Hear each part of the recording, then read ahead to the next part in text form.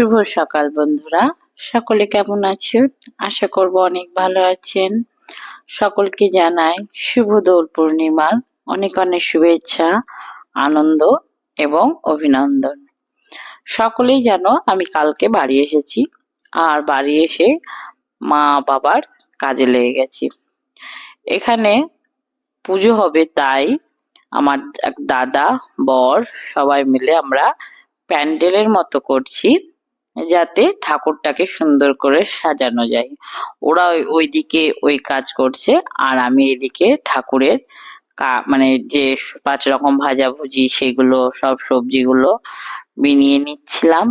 আর কালকে যেহেতু পুজো আছে, কাজকর্ম মানে অনেকক্ষণ সময় লাগবে, আর সেই জন্য সবজিগুলো আমি কেটে রাখছিলাম যাতে তাড়াতাড়ি কাজটা করতে পারি। আর যেহেতু গ্রহণও ছিল সেই সময়, তাই সমস্ত কিছু ভেবেচিন্তে আমি কিন্তু রেডি করে রাখছিলাম, যাতে আমাদের সকালবেলায় কোনো অসুবিধা না হয়।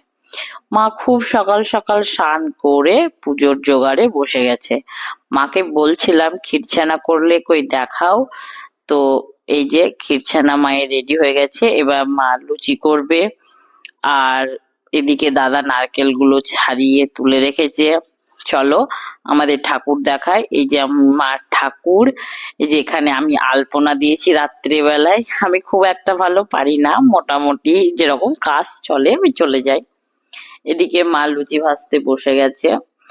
আর এদিকে মানে এই যে ছোট গ্যাসটা দেখছো বন্ধুরা, এটা কিন্তু একদম নতুন আমি নিয়েছি। মাকে বললাম, মানে আমাদের ওখানেই নিয়েছি, ওখানে একটু দামটা কম বলে মাকে বললাম তুমি এটা উদ্বোধন করো পুজো দিয়ে।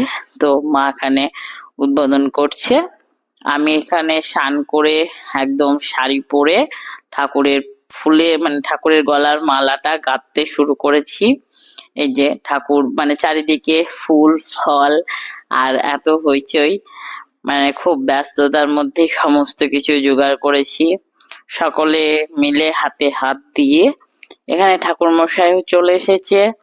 ঠাকুরমশাই পুজোর জন্য সমস্ত কিছু জোগাড় করে নিচ্ছে, মানে আমরা দিয়েছি সমস্ত কিছু, এবার ঠাকুরমশাই নিজের মনের মতো যে সব কাজকর্মগুলো থাকে সেগুলো করে নিচ্ছে।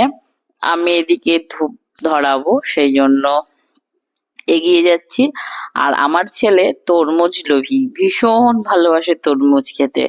সারাদিন শুধু তরমুজই খেয়েছে, আর কিচ্ছু খায়নি।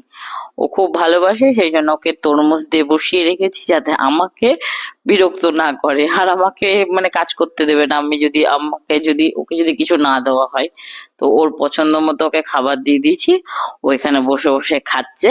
আর আমি ওইদিকে ধূপ ধরাবো, সেই জন্য ওই গুলো কেটে নিচ্ছি, তাতে সুবিধা হবে। আর মা এদিকে ঠাকুরমশাইয়ের হাতে একটা একটা করে দিচ্ছে যেগুলো ঠাকুরমশাই চাইছে। এদিকে আমার ধূপ ধরানো হয়ে গেছে, আর সমস্ত কিছু জোগাড় জান্তি হয়ে প্রায় পুজো মাঝপথে চলছে। আর খুব সুন্দর পুজো হয়েছিল, মানে ভক্তি ভরে যে ঈশ্বরকে ডাকলে ঈশ্বর যে স্বয়ং উপস্থিত হয়। তো আজকে এই পুজোর মাধ্যমেই বোঝা গেল। মায়ের খুব কষ্ট হচ্ছিল যে মায়ের এক নাতি আছে আর এক নাতি ছিল না, সেই জন্য মায়ের কষ্ট হচ্ছিল। সেটা তো সবাই বুঝবে না, তো মা সেই জন্য একটু কান্নাকাটি করছিল। তো আমি এখানে কয়েকটা ছবি টবি তুলে, আমার ছেলেকে স্নান করানো হয়নি, মানে খুব সকালে তখন, আবার রং টং মাখার পর আবার স্নান করাতে হবে 2 বার করে, সেই জন্য সকালে আর স্নান করিয়ে দিইনি। আর এখানে সাধ্য মতো পুজোর জোগাড় করা হয়েছে। অনেক রকম বিধি মানুষের থাকে, গ্রহণের আগে নাকি পুজো করতে নেই, এরকম নানা রকম কথা অনেকেই বললো, বা অনেকেই এর বক্তব্য। ঠাকুরমশাই বললো যে আমি তো এরপরও অনেকবার পুজো করব, মানে 2-3টে পুজো করব, তাহলে কি তারা পুজো করবে না? মানে ঠাকুরমশাই বললো যে গ্রহণের আগে পুজো কমপ্লিট করলেই যথেষ্ট। এবার ঠাকুরমশাই বলতে চাইছে যে, আর আমি আর যে ঠাকুরমশাই ছিল, মানে আমি যে ঠাকুরমশাইকে পুজো করাই, তিনি বললেন 2টোর আগে পুজো সম্পূর্ণ করে ফেলতে, যেখানেই হোক না কেন 2টোর আগে পুজো। মানে এই দোলের দিনই আবার হনুমান পুজো আছে আমাদের গ্রামে, রাত্রের দিকে হনুমান পুজো হবে, যজ্ঞ হবে। তো সেটাও তো হবে গ্রহণ ছাড়ার পরেই। তো সেই জন্য আর বেশি কিছু আয়োজন হয়নি, যথাসামান্য বাবা মার চেষ্টায়, আমার ভাই বোনের ভক্তিতে ঈশ্বরেরকে যেভাবে পেরেছি আমরা দিয়েছি। তারপর এখানে সবাই মিলে আমরা পুজো দেখছিলাম। আর আমি উপোস করেছিলাম, মা উপোস করেছিল, আমরা অঞ্জলি দিয়েছিলাম। অনেকে বলে যে নাকি ঈশ্বরকে পাওয়া অনেক কঠিন, অনেক মানে সাধ্য সাধনা করতে হয়, অনেক তপস্যা করতে হয়, অনেক উপোস করতে হয়। কিন্তু আমার মতে মন থেকে যদি আমরা কোনো কিছু চাই বা ঈশ্বরকে ডাকি, সেটা মানে সফল হয়। এক্ষেত্রে বলি, আমার মা খুব মন দিয়ে ডাকছিল যে আমার যেন পুজোটা দিতে পারে, মানে মায়ের যেন পুজোটা মা সম্পূর্ণ সফলতার সঙ্গে দিতে পারে। ঈশ্বরকে মন থেকে খুব ডাকছিল যে স্বয়ং তুমি মা ঠাকুর এসো, তুমি আমার ঘরে এসো এবং তুমি তোমার পুজো নিজে নিজেই নিয়ে নাও। ঈশ্বর কিন্তু মায়ের ডাক শুনেছিল, মানে আমার মতে বলে অবশ্যই শুনেছিল, না হলে এত সুন্দর নিখুঁত, এত মানে ভালো যে পুজো হবে আমরা ভাবতেই পারিনি। ধীর স্থির, মানে একটা অন্যরকম পরিবেশ তৈরি হয়ে গেছিল। মানে কি বলবো বন্ধুরা, মানে এত ভালো লাগছিল না, ভেতর থেকে কিভাবে যে আনন্দ আসছিল, মনে হচ্ছিল নারায়ণ শ্রীকৃষ্ণ চৈতন্য মহাপ্রভু আমাদের ঘরের উপর বিরাজ করেছে। মানে আমার বলতে বলতে গায়ে কাঁটা দিচ্ছিল। ঠাকুর মশাইয়ের পুজো, মায়ের ভক্তি, আমাদের চেষ্টা, সকলের আনন্দের মধ্যে যে ঈশ্বরকে আরাধনা করা যে কি জিনিস, সেটা সবার কপালে জোটে না। যাই হোক, আমার ছেলে এখানে মানে ঘন্টা বাজাচ্ছিল, কাসর ঘন্টা, আর এদিকে ঠাকুরমশাই আরতির পর ধুনুচি দিয়ে ধূপ দেখাচ্ছিল। এরকম পর পর কাজ করার পর আমরা তাপ নিলাম। এবার মানে আমি ওইদিকে গেছিলাম আরো কিছু ধুনোর জন্য, মানে আগুনের জন্য। ধীরে ধীরে একটার পর একটা কিন্তু ঠাকুরমশাই পুজো পাঠ এগিয়ে যাচ্ছে।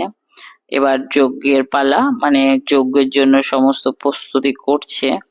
অনেকক্ষণ ধরে পুজো করেছে, মন প্রাণ ভক্তি ভরে, মানে ঠাকুরমশাইও ভক্তি ভরে পুজো করেছে, আমরাও ভক্তি ভরেই ঈশ্বরকে উপাসনা করেছি। আর তারপর এই যে একটা একটা করে যজ্ঞের কাঠ সাজানো হচ্ছে। আমাদের বাড়িতে খুব সুন্দর যজ্ঞ উঠেছিল। আমি শুনেছিলাম যে যজ্ঞর আগুন যত উপরে উঠবে সংসারে সুখ শান্তি তত ফিরে আসবে। যেন আমার মায়ের সংসারের সুখ শান্তি ফিরে আসুক, এই কামনা করব। তারা সকলেই ভালো থাকুক, ঈশ্বরের কাছে এই এই চাওয়া। তাদের ভালো থাকা যে আমার কাছে কি, সেটা আমি কাউকে বলে বোঝাতে পারবো না। আর বাড়িতে ছেলে বা মেয়ে কখনোই আলাদা হয় না। যে মা মেয়েটার জন্ম দেয়, সেই মা ছেলেটারও জন্ম দেয়। তাই অনেকে অনেক রকম বলে যে মেয়েদেরকে বেশি ভালোবাসা হয়, মেয়েদেরকে বেশি জিনিস দেওয়া হয়। আসলে মেয়ে হচ্ছে ঘরের লক্ষ্মী। ঘরের লক্ষ্মী যখন মানে ঘর সামলে রাখে না, তখন দেখবে একটা অপূর্ব সৌন্দর্য ফুটে ওঠে। আর ছেলে হচ্ছে নারায়ণ, যে নারায়ণ আর লক্ষ্মী পাশাপাশি যখনই থাকবে, সেই সংসার ফুলে ফেপে উঠবেই। এটা হচ্ছে সত্য কথা। আর আমার মা খারাপ হোক ভালো হোক যাই হোক না কেন, মা তো মাই হয় না। আমার কাছে মা ভগবানের সমান। আমি তাকে ভালোবাসি, সে আমাকে ভালোবাসে। বাবা মা সেবা করে যেজন, সেজন সেবিছে ঈশ্বর, আমার আমার মতে।